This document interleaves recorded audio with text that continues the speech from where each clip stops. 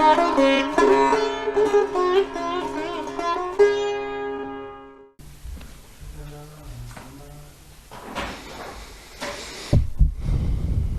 Krishna and welcome to Śrīmad-Bhāgavatam class.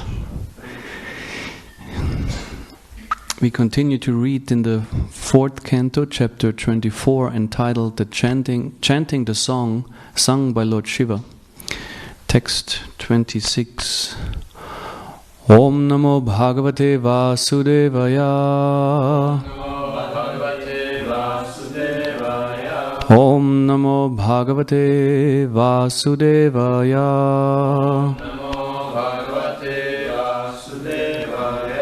Om Namo Bhagavate Vasudevaya.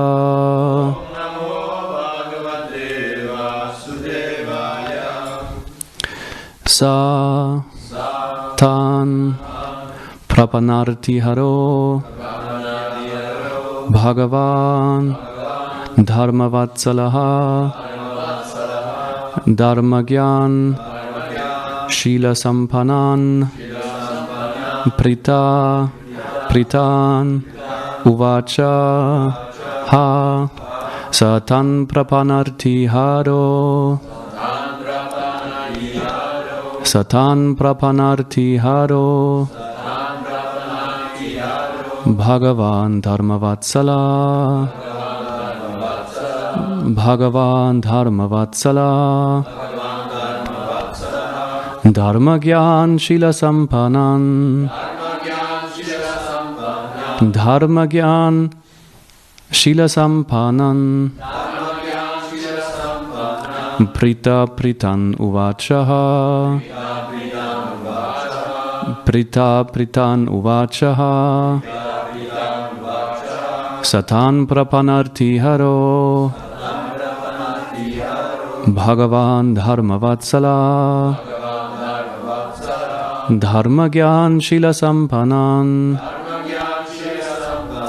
Pritan Uvachaha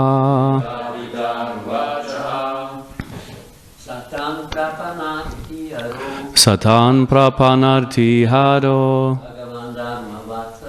Bhagavan Dharmavatsala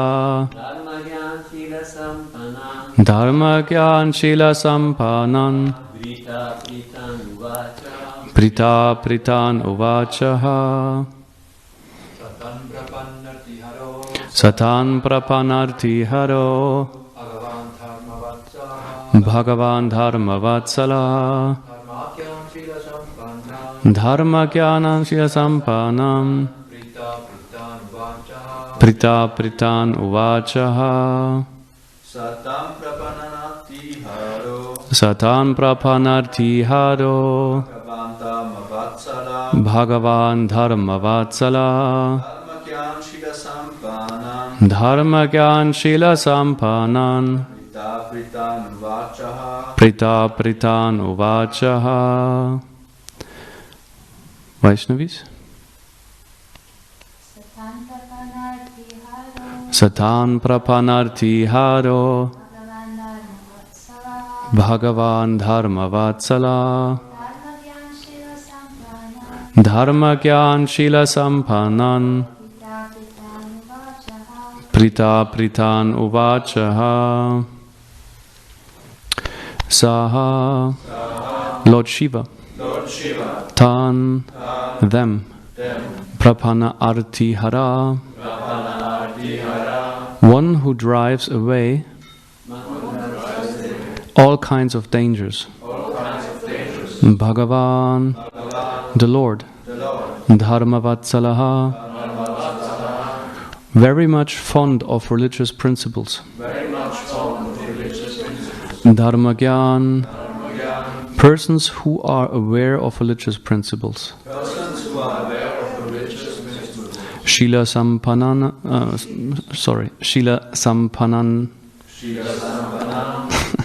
very well behaved. Prita being pleased. Pritan of very gentle behavior. Uvacha talked with them. Ha in the past.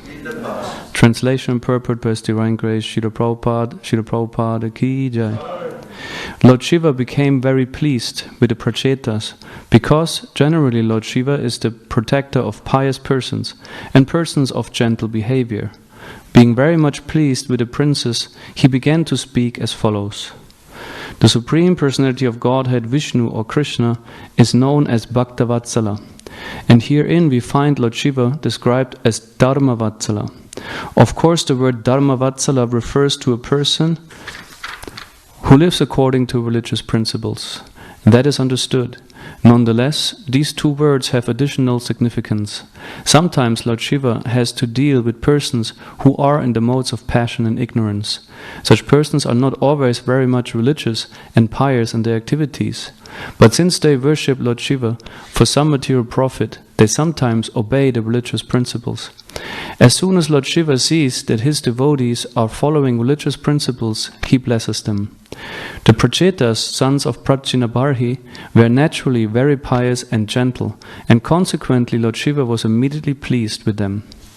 Lord Shiva could understand that the princes were sons of Vaishnavas, and as such Lord Shiva offered prayers to the Supreme Personality of Godhead as follows.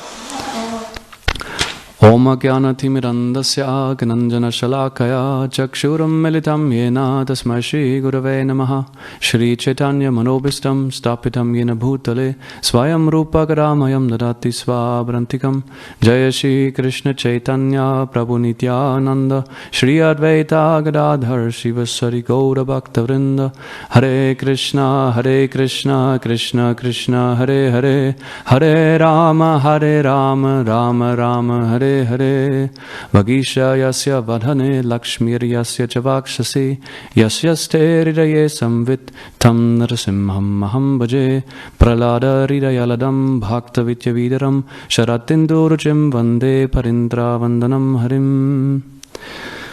The verse once more. Lord Shiva became very pleased with the Prachetas because generally Lord Shiva is the protector of pious persons and persons of gentle behavior. Being very much pleased with the princes, he began to speak as follows. I would like to focus in today's class on those qualities that are praised here: gentle behavior and pious or piety as something that is obviously very pleasing to Lord Shiva. And we know Lord Shiva is a great Vaishnava and a powerful plenary expansion of the Lord himself. Jagannath Baladev Subhacha Devi Ki Jai, Shishi Gaunitai Ki Jai. And one of the names of Lord Shiva is it Ashutosh, the one who's quickly or very is pleased quickly. Even if a person is generally not of a very good behavior, not very into religious principles, and not very gentle, still he sees very little endeavor for religious principles or piety, and blesses them. Maybe one very drastic example we could see in Ravana, who was also a great devotee of Shiva. He used to worship Lord Shiva because many demons feel attracted to Lord Shiva and his powers. And although he was very much offending Lord Shiva when he was traveling around in the three worlds trying to conquer and provoke everyone, challenge everyone, he also came across Mount Kailash, and then Nandi in a strange form stopped him. Nandi looked a bit like weird, like mixture of a monkey and a half of a bull kind of type of thing. And Ravan really very much dismissed him. And he started to shake the rock that was in the way. And on the rock up there was Lord Shiva with Parvati, and Parvati was shaken, and she kind of almost fell off the lap of Lord Shiva. And she cursed him, of course. And anyway, first, what happened then is Ravana wanted with his many arms, with his 20 arms actually, when he manifested his form, he wanted to lift the rock in order to make way for himself. But then Lord Shiva with his toe just stepped on it, and it became unbearably heavy. So Ravana got stuck. He couldn't lift it. And also all the other demons with him were helpless. they'd say, okay, what can we do? This is Lord Shiva. And no one is more powerful than him. But then one of his generals or ministers reminded him, you remember you learned certain hymns, certain prayers to worship Lord Shiva, and you should remember that and you should worship Shiva. And he did so in his condition, stuck to the rock. And Shiva was a bit not so quickly pleased. It took him 100 years. He made him chant 100 years or something like that. And at the end, Ravan got free. And here we can see someone like who is not a very good character, is not very gentle, and also, what to speak of, pious. He even felt entitled to a blessing. He was not just like, oh, glad I got off, I became free from. He said, no, now when you are pleased, you must give me a blessing. And he asked for his weapon, and Lord Shiva also gave it at the end. So Shiva is a very generous personality who. Yes, also gives his blessings to people. Sometimes questionable blessings, if you see the scriptures. But here Lord Shiva is praising the Vaishnavas, the Prachetas, who were very advanced devotees of the Lord, and the behavior they exhibited, their way, their nature, their whole mentality. This was something that gave rise to Lord Shiva's natural inclination to be blessing or to give blessings. He was very positively affected. We can also see that if we have people around us that we feel they manifest or they represent so many good qualities, or that they impress us by their character. May it be because they're gentle, maybe they're caring, maybe they are very self-disciplined, steady, and so on. Then naturally we feel like inclined to praise them, or like to at least respect them, and so on. So it's a natural effect. The way we are affects others in terms of, are they positively inclined toward us, or rather not so positively inclined toward us. Of course, a person can be envious, and despite good qualities, despite gentleness, and despite a person following religious principles, still there might be envy, there might be inimical mood toward people. But nevertheless, still the effect of oneself being a character or being of good character is undisputed. We see that also in Srila Prabhupada himself as a self-realized soul. He attracted so many people simply by the way he was, by his purity, as we say. Purity is the force if one has a pure character. What does pure mean? One is actually free from the lower modes of nature, at least. Or to speak of further having transcended material conceptions of life, being free from all types of anarthas that arise from the material conception of life. And in this way, this is what pious activity actually means, that we follow principles of religion, of true spirituality, that elevate us above the lower modes of nature, as we say, passion and ignorance. That we don't stay in that bodily platform, that we don't stay on the level of the senses and mind and ego and so on, that we rise above, that we become less self-centered and more serving, something like that. And speaking of religious principles and how they are connected to gentle behavior, I would like to address a few principles that are highlighted in the Upadeshamrita and also in the Bhagavad Gita when it comes to how do Vaishnavas or souls with transcendental knowledge, how do they communicate, not just with others, but also with themselves. Often when we speak of like dealing with people, relationships, or like how Vaishnavas treat each other, we look at, okay, how do I treat others, how do others treat me, and that's certainly very important. At the same time, it is also important to look at how do I treat myself. In my work as a therapist, this is more prominent perhaps than in another field of work, but there's simply this comes up often because despite people might treat me very respectful and appreciate me and being nice, but with myself I might be very harsh or devaluing myself and so on due to certain reasons. But also we internalize what we receive from others as behavior, words, You know that sometimes someone says some maybe harsh, critical word to you, and it stays with you, and you have it in you, and sometimes you remember these harsh words over and over, and you feel bad. At the same time, you also maybe find you remember someone very kindly and genuinely appreciated you and encouraged you, and also these words might stay with you, and they form the way you think about yourself and form the way you behave also with yourself, how you deal with success and failure and so on. So I would like to take a look at that, this type of communication, which we can also call non-violent communication, because if you speak of communication in the mode of goodness, this is like free, or like is higher than the mode of passion and ignorance.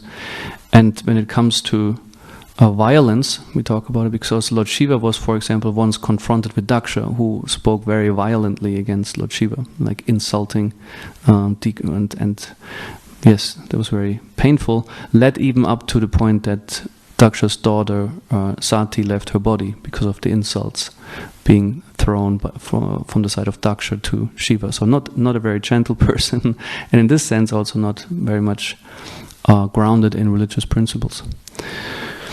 So Sri Rupa Goswami, right at the beginning of his Upadeshamrita, highlights principles for spiritual advancement, starting with control of senses. And the first sense he mentions is Vacho Vegam. Vacho relates to the tongue in regards to the urge to speak. He says Vacho Vegam, then Manasa Krodha Vegam, that there are also urges of the mind, all kinds of thoughts and feelings. And then he particularly mentions Krodha, Manasa Krodha Vegam, that the mind has urges, but the anger is particularly highlighted somehow. That because anger arises from unsatisfied lust, but also is connected to pride and so on. And then he says, Etan vegan yuvesha heta dhiraha. That one cannot just be free of these urges. He says you must tolerate dhira. You might experience them, anger and so on, and all these urges, the urge to speak. And then he said Vajragam. The tongue is mentioned twice in its capacity to speak, but also wanting to taste. And he says, like, if one learns to tolerate those urges, means to not follow up on them. Srila Prabhupada sometimes gives the example of itching and scratching. You might have an itch, and if you can tolerate the itch and not scratch, that would be like a success. And similarly, he says all the kind of sensual urges there, he compares them to itching. And I find it is a very good analogy actually, because it's something. It's really like that. It bothers you, because sometimes, let's say you're peaceful for a while, and suddenly one or many of your senses want something, or your mind. And then you think, oh damn, and you just become unpeaceful. And dhira means peaceful, and adhira means you're not anymore peaceful. So, and then it's about like the practice of learning to tolerate urges, or to at least kind of bypass them somehow.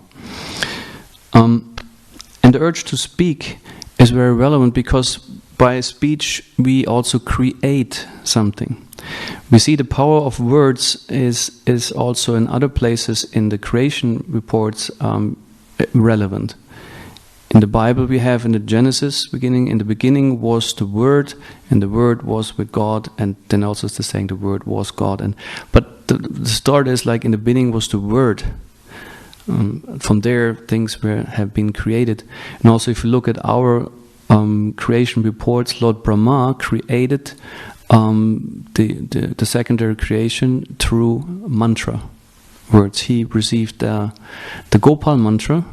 And there are descriptions or like quotations in the Hari Bhakti Vilas where Brahma is speaking and telling how he used different parts of these mantras to create the sun, to create this planet, to create this thing and that thing from these mantras. So through the sound he manifested. And we have in German also the saying on the other hand, like sich Kopf und Kragen reden. You say, I don't know how you say that in English, but that your words might bring you very much into trouble.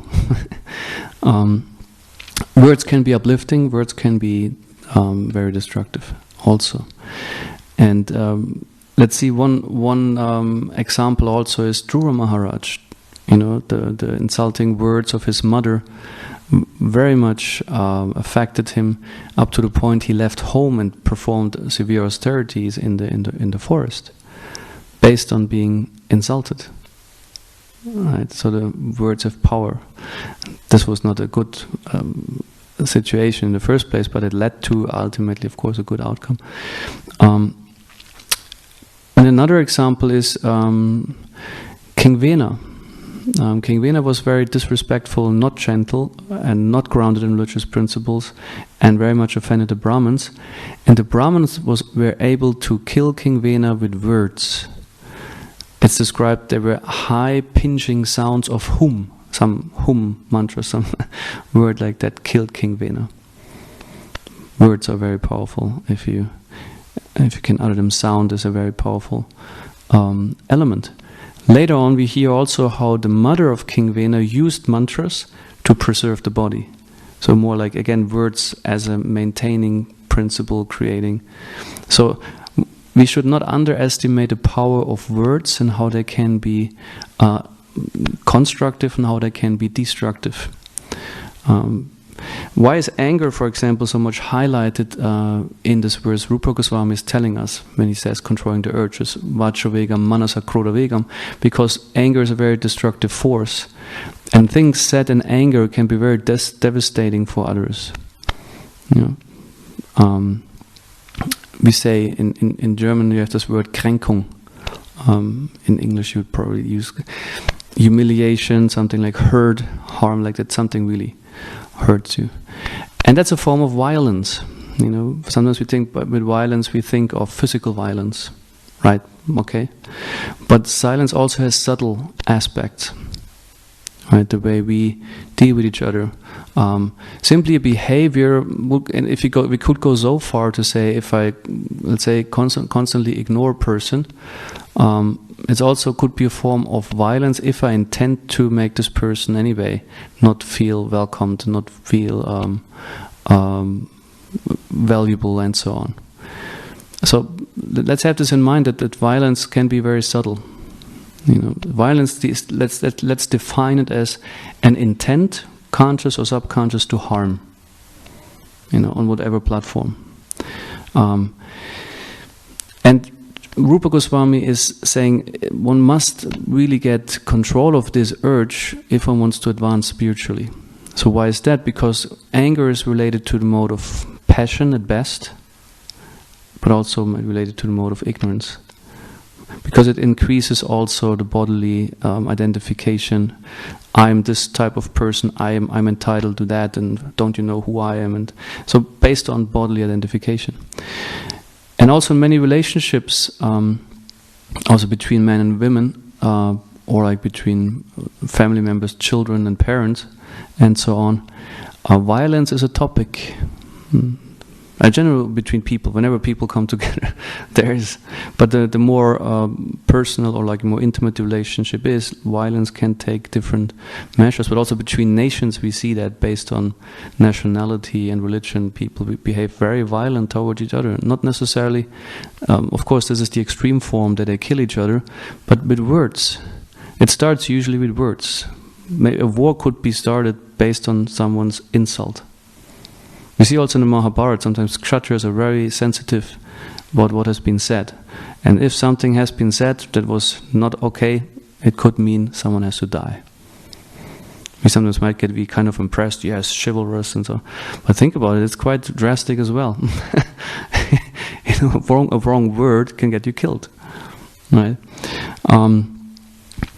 So because also from words, it follows a whole experience within the mind that leads to, usually feeling hurt leads to feeling angry, leading to maybe you hurting someone else. Often people that hurt others are hurt themselves. All right, so we can see it's not in some way. We must first of all check at where do we come from when we use words, when we are in anger and so on, and to rather ask, what do I need in this moment? What is behind the anger. Usually there's a sense of I need some healing, perhaps, or I need an an apology, or I need whatever I need. That would be the sattvic approach. Sattva means, Krishna defines that in the Bhagavad Gita. Sattva is the mode of purity. It brings enlightenment and is superior to the other modes. It can counteract the reactions of the lower modes. So, and also if you talk of communication, sattvic communication, that we first of all become aware, because awareness is sattva, contrary to ignorance, which is unawareness. Right? If I just follow the manasa krodha vegam, just the urges, without asking what's behind them, then I'm usually acting in the mode of passion and ignorance. Right? But if I can see with sattva, like seeing what is behind that I can also understand dynamics that I might get myself into, that I might regret later. So this is the first step, that we check, that we become aware of these urges and control our urge to speak. Not every word, even if we are right with something, doesn't mean that it's productive in the moment to insist to be right. Right? This is the other part, that I can be right without having to be right. In a conflict, let's say, their values, raw understandings. Let's say men, women, right? In marriages, woman is supposed to be like that, man like that, and then there are different values. And based on a shastric statement, you could be right, but you could also be wrong at the same time, because in this moment, maybe your what you are right about is not what is needed at this moment. You could. How to say? A Vaishnava, as is said here, the word gentle is used. Gentle is like being rather, say soft, or what does he say here?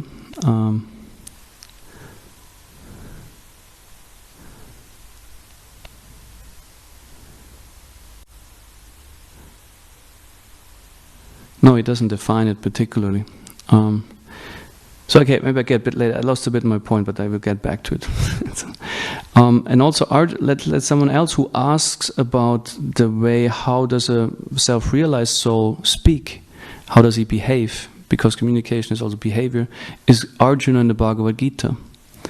In the second chapter, in text 54, Arjuna is asking Krishna, how does a person who is situated in transcendence act like? How does he speak? How does he talk? How does he walk? And so on.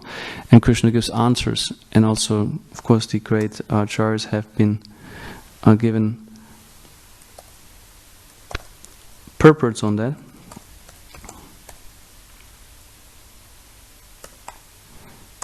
So I would like to read you from 254, what Srila Prabhupada comments on the verse. The verse goes, Arjuna said, O Krishna, what are the symptoms of one whose consciousness is thus merged in transcendence? How does he speak? And what is his language? How does he sit? And how does he walk? As there are symptoms for each and every man in terms of his particular situation, similarly, one who is Krishna conscious has a particular nature, talking, walking, thinking, feeling, etc. As a rich man has his symptoms by which he is known as a rich man, as a diseased man has his symptoms by which he is known as diseased, or as a learned man has his symptoms, so a man in transcendental consciousness of Krishna has specific symptoms in various dealings. One can know his specific symptoms from the Bhagavad Gita. Most important is how the man in Krishna consciousness speaks. For speech is the most important quality of any man. It is said that a fool is undiscovered as long as he does not speak. And certainly a well-dressed fool cannot be identified unless he speaks. But as soon as he speaks, he reveals himself at once. The immediate symptom of a Krishna-conscious man is that he speaks only of Krishna and of matters relating to him. Other symptoms then automatically follow as stated below. So let's read this one sentence again. Most important is how the man in Krishna consciousness speaks. For speech is the most important quality of any man. Right? Because it's also said, language reflects our consciousness. So we can see if someone is tends to be not gentle, not truthful, maybe also dishonest, or that means simply not authentic. You pretend to, oh no, everything is fine, I'm okay, although you boil inside. It's about the speech reveals where you are at internally, right? Also in conflict situations, and if you are prone to anger, to insult, to make others feel small and use harsh words and angry language, then that reveals that you're very much affected by the mode of passion. And if you say things that even don't make sense and you just try to, be right or dominate the situation, although your arguments are not valid, then you're in a mode of ignorance as well. Right? Sattva would mean to be, for example, able to admit when you feel also weak, or when you feel you don't know something, and so on. Instead of trying to be right and trying to be strong where you are actually not. So this is humility, to acknowledge, okay, here am I, this is where I stand, this is what's going on for me. And not fending off all kinds of truths that are within myself and try to, in this way, because this is violence towards oneself. You fight against yourself. If you treat yourself with the attitude, okay, I always have to be strong, for example, or I'm not allowed to this or this and that, like a lot of, self-limitation, very, in German you have the word streng, how do you say that in English? Stern. So very tough with yourself, push yourself and pass a lot of judgment on yourself, for example. That's a form of violence toward yourself. It's not that, I'm not saying there's no place of judgment. Of course, sometimes you have to judge situations, and there is moral right and wrong. But what happens often, if we're very harsh and stern with ourselves, we tend to be that also with others in a certain way. Sometimes, of course, we might be the opposite. I'm very harsh and stern with me, but with others I'm very tolerant and patient. Could also be. But if we look at it, violence is not just from us to others, but also from us to ourselves. And it might reflect then back in situations where we are challenged by others, and then we treat them as we are used to treat us. Yeah. So in here Prabhupada points out the speech is the most important quality of a man, and let's relate that vacho vegam manasa krodha vegam. Right? And the prachetas are being praised here for their gentle behavior and their being situated in religious principles, because people who are truly Krishna conscious, what they talk about Krishna or relate topics related to Krishna. Doesn't mean that they don't bother to talk about necessities of daily life. Of course they also have to talk about that, because we need to, but their actual interest, that's where their heart is at, that's Krishna consciousness, Krishna and the philosophy, and that's what they're concerned talking about. And it said, Prabhupada also points out one Vaishnava quality is being grave or silent. He doesn't even have to talk. Vaishnava also says if sometimes it's rather better to not speak. It says, Prabhupada defines it in the nectar of devotion, silence means to always think of self-realization. To be thoughtful, to be introspective, and it's also a powerful communication tool. And Krishna gives also, if you talk of religious principles, he gives us a religious principle in regards to speech. In 1715, quotes a verse I very much like to refer to, where he lists items, I think 5 items that consist or that represent the austerity of speech. Anudveka karam vacham satyam priyam hitam chayat swadhyaya prasanam chaiva vanmayam tapochyate. Non-agitating speech is the first. Anudvega karam vakyam, that you do not agitate others with what you say. At least not intentionally. If you unintentionally agitate someone, okay, what to do? But of course it goes for intention. Srila Prabhupada gives the example. If you're a preacher and you have someone who is not willing to accept you as a teacher or like take instruction from you should not try to instruct the person. This will just lead to conflict. Satyam, truthful. So we are wanted to speak the truth. So it means to be honest, to be genuine, but also stand behind what we believe, for example. If you take the field of preaching, sometimes preaching becomes dishonest. Out of the maybe idea, would this really attract this person? Can they really take it? Or do I stand behind it? Right, certain things. So that we also say, how truthful am I also in my presentation, let's say, of Krishna consciousness? The other thing is, how truthful am I in my relationships? Am I really genuine? Do I really speak my mind? Do I really say how I feel and it's true? And so on. Can I acknowledge mistakes? Can I acknowledge weaknesses and faults? That would be truthful. Priyam, this is what also here Lord Shiva is, and this word is also mentioned here. Prita, being pleased, and pritan, of very gentle behavior, and priya is pleasing. So that our speech shall be pleasing, and this is often a big topic. What does that mean? I mean, how can you be truthful and pleasing? Because often honesty is related to kind of you say unpleasant things, and the art is to say the unpleasant without being unpleasant. So it's easier said than done, but that's the challenge. What does it need for that?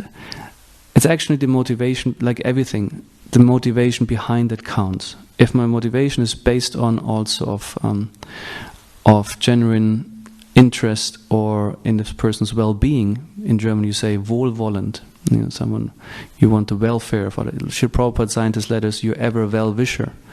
If your attitude is well-wishing, generally, not just you think, but I mean well, but I don't do well. it's another story. But like that, we have the intention to do well to others. So, hitam, then he says beneficial. Also very important consideration, is what I say beneficial? Or have I just the urge to speak? So also considering, when I say that, what will it create? That would be, again, go back, Vajravegam, we create with our words, and to be conscious of that.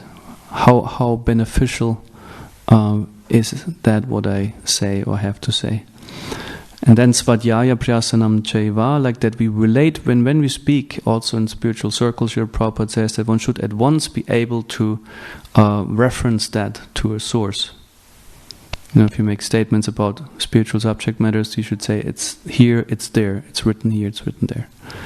So you don't just come up with concocting things and seeing things also in context. Often we have this phenomena that statements are being quoted out of context, and I would be curious and eager to know this hermeneutics seminar, if this one's will be available somewhere online. Jagannath Baladev Subhacha Devi ki jai, Shri Gauranitai ki jai. So these are principles, like religious principles, that can lead to gentle behavior if we try to embrace all these 5 items at the same time. So non-agitating, truthful, pleasing, beneficial, and related to shastric statements. That we have these 5 criteria where we had to understand, like, okay, let me as much as possible try to live up to these 4 values. Of course, we also need to check our understanding. What does it mean? For example, truthful. These are words that require a bit purport or pleasing, because pleasing might be connected for people to dishonesty, and truthful might be connected to, it's okay if I'm harsh because it's true. Right? So that we have this in mind. And I would also like to read a bit what Vishnu Chakravati Thakur says in regards to Krishna's response to Arjuna's question in the 2nd chapter, because in 256 Krishna responds to Arjuna's questions. How does he speak and how does he sit, how does he talk. He says, the Lord said, when he completely gives up all desires which arise from the mind alone and is satisfied with the soul alone by that mind, he is called Sthita Prajna. This is a Sanskrit term used for the person situated in transcendence or being in bliss. Right? And the purport goes, step by step, Krishna answers each of the 4 questions from this verse until the end of the chapter. Oh no, I was 1 verse 2. The next verse is it. The sage whose mind is not disturbed by the appearance of suffering, who has given up all desire during opportunities for happiness, who is devoid of attachment, fear and anger, is called a Sthita Prajna. So this verse and the next verse, the Lord answers the question, how does he speak? So for us it might not be obvious, how does this verse tell about how a person speaks? Right? He said he has given up desire during opportunities for happiness, who is devoid of attachment, fear and anger.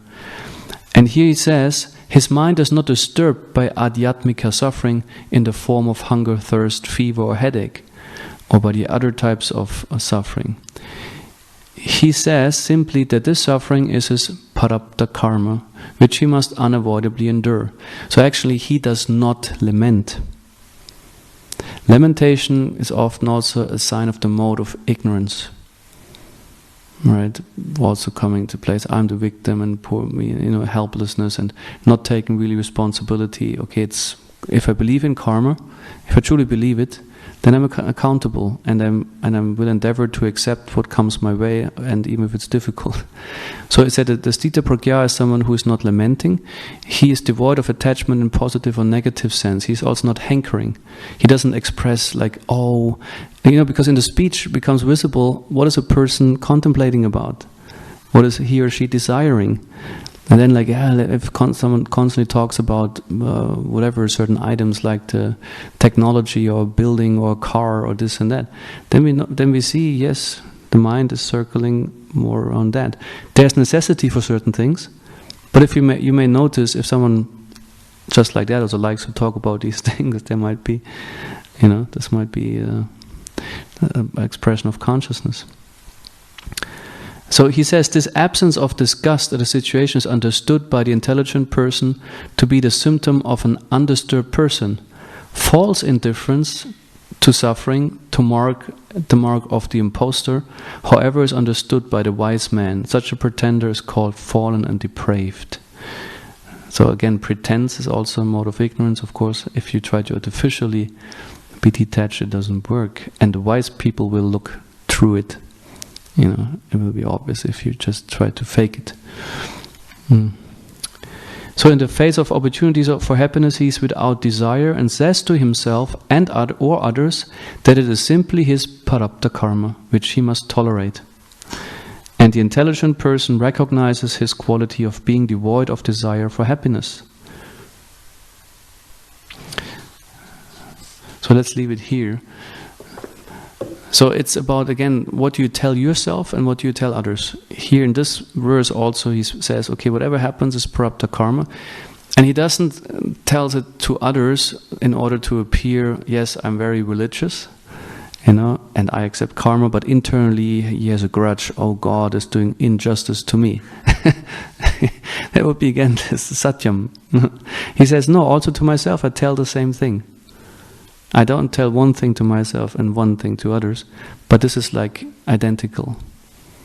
It's a big stretch. We not always. This level of honesty and sincerity we must attain, and sometimes we even don't detect it that we are, not congruent with our, how do we present to the outside? Where do we stand internally? All right. So yes, communication is key, because what I tell myself I also get convinced of at some point. So be careful what you tell yourself. If you tend to be very judgmental about yourself and devalue yourself, you will be like that. You will feel like that. This will be your image. And if you artificially, puff up yourself and make yourself greater than you are, then you are in an illusion that might at some point heavily drop on your feet. So therefore, satyam priyam hitam jayat. that we have this mentality also of constructiveness. Constructive feedback is a culture we also talk about, that we seek truthful feedback, give truthful feedback, so and that we cultivate a sense of willingness to accept the truth, however unpleasant. So then we move toward like becoming bigger people, as we are like more pure, and it can be it's a very crucial item for conflict resolution. Often what people fight over is that one person or the other both don't want to acknowledge a certain truth, and we defend the illusions or the lies we tell ourselves. But if one is really truthful and can acknowledge and admit things, no need for conflict. So we can have an eye, be aware of, like, in our lives,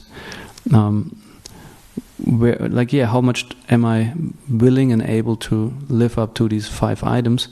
And if I see, okay, here I lack or here I lack something, then maybe to say, okay, I commit to how to say, one level higher, a bit more of satyam, a bit more of priyam, a bit more of hitam, and so on. Hare Krishna. The few minutes left for if there are comments or questions. So I don't know if there's also online anything.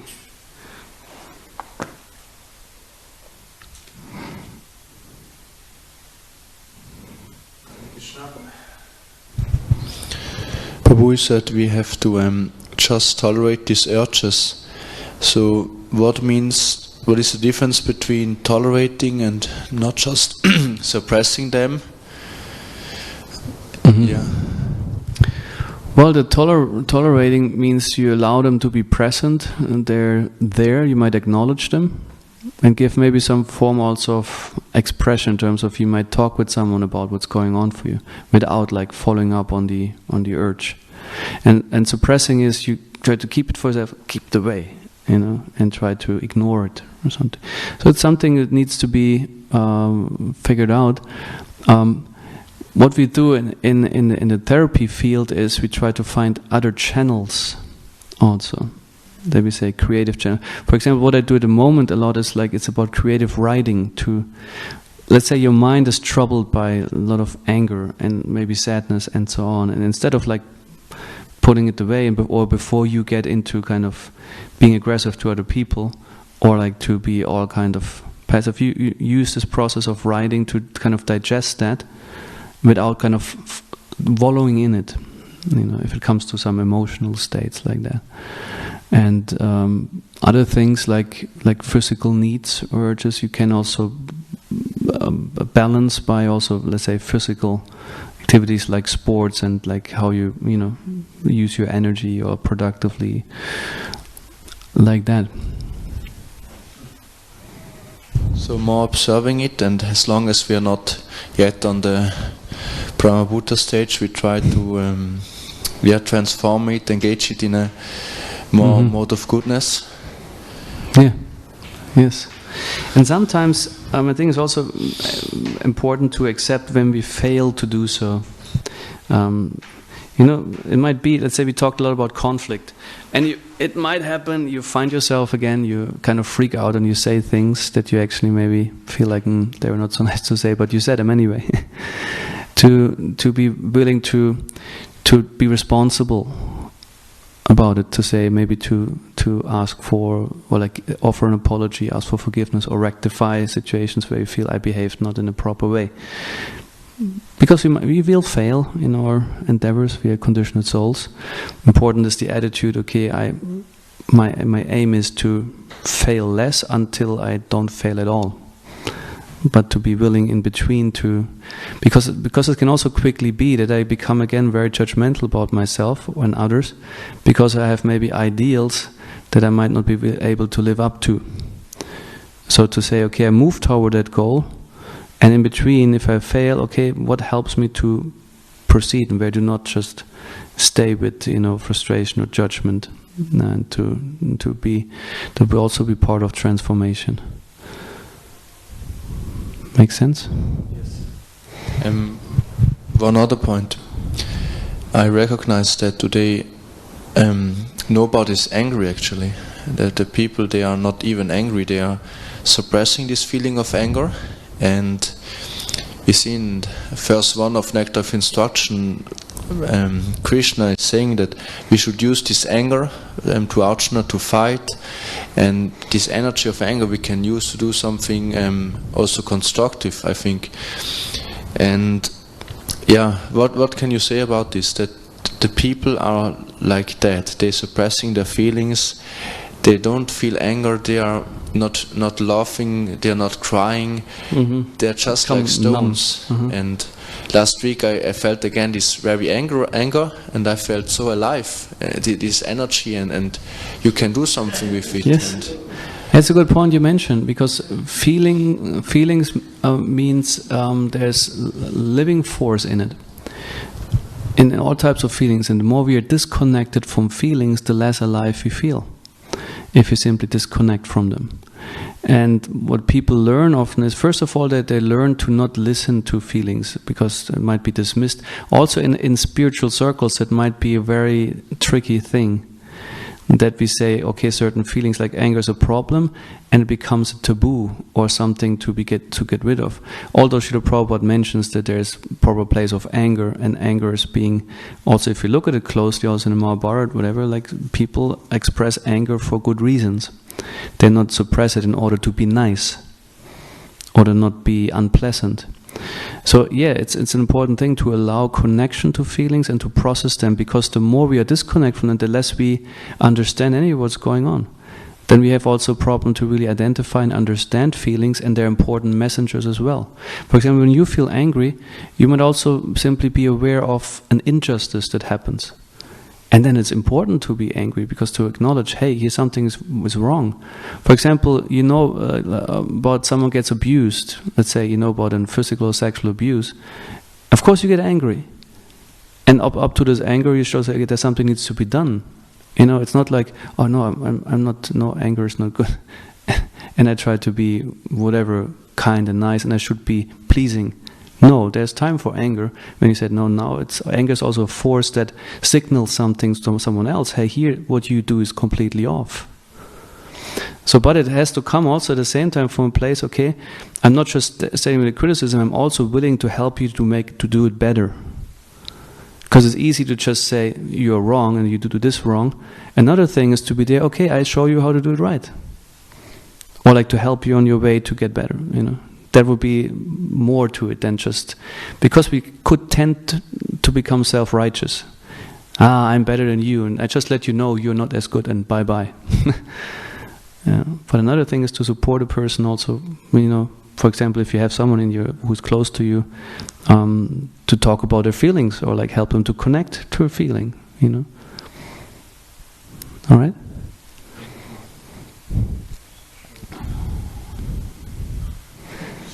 Now we're entering the sphere of overtime.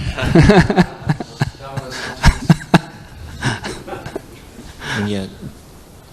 So yeah, I really appreciate the class. Thank you, Prabhu. And I think it's a very relevant topic that we should hear about often also. And one point, just about speech, I keep hearing this again and again. Also, Bhaktivinoda Tirtha Maharaj and other personalities, they speak about how important the speech is, how much power is there, obviously. So what kind of practical tips do you have to refine speech, other than just be Krishna conscious? Because ultimately, yeah, that's the point. But yes. One thing, if I might pick up on the emotions, often we don't have words for what we feel. And therefore we are often not so able to express ourselves accurately.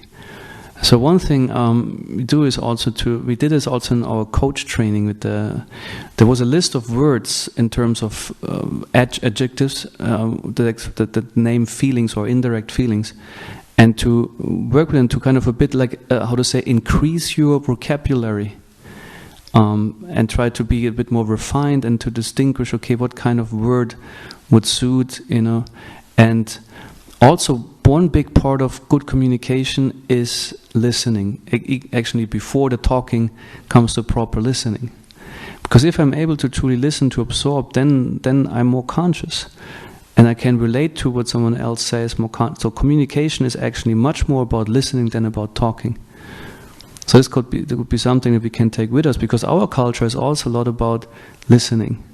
Shravanam, Kirtanam. Of course, the Kirtanam, the person who speaks, must be able to speak, but the listener must be able to absorb, and we both, that we also observe, how do I speak? That I'm aware of where am I clear, where I might be confusing, where am I appropriate in my tone and mood, and where am I maybe off. So self-observance is also something important. Is that something that?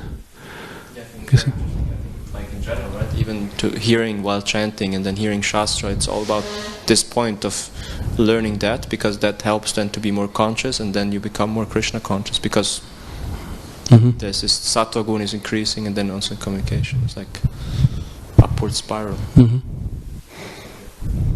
Yes. And also an important thing might be the process of talking to Krishna, prayer. Learn to speak to express yourself, because sometimes we are uncomfortable. Whom can I talk about this and that? But also learn to talk to Krishna, to really reveal your mind. I once did that at usually the end of the year. It would be time again to write a letter in hindsight of the year. But it can't also be generally like that. If that speaks to you, if you feel like, hey, writing actually, I like that. And what if I just write a letter to Krishna where I reveal my mind? And maybe also there because if I have to put things in writing, then I also think of, how could I phrase that? What word would really hit it? And so in this way, learn to express yourself. You could also beg Krishna that he helps you to find the right words. Yes, very good approach. This is my approach, mostly. Yes. Yeah, Krishna says, I'm the ability in man, yes. Okay. Grantha Śrīmad-Bhāgavatam ki jai, Śrīla Prabhupada ki jai.